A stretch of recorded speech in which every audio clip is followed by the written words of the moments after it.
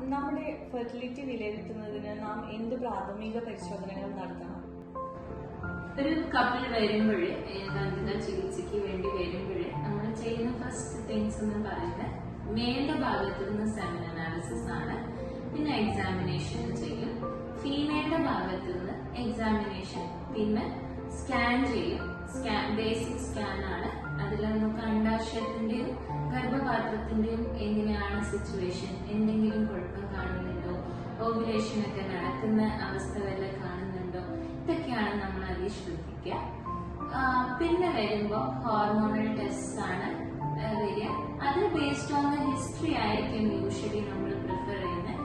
Thyroid, prolactin, ഇതൊക്കെ irregular cycles ആയിട്ട് വരുന്ന ഒരു സ്ത്രീക്കായിരിക്കും പ്രിഫർ ചെയ്യുക. പിന്നെ AMH എന്ന് പറഞ്ഞ് ഓവേറിയൻ റിസർവ് കാണുന്ന ഒരു ടെസ്റ്റ് ആണ്.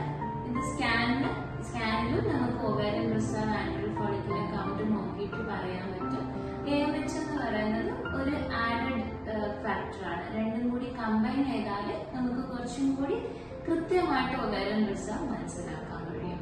ഇതൊക്കെയാണ് ബേസിക് ടെസ്റ്റ് എന്ന് നമുക്ക് പറയാം.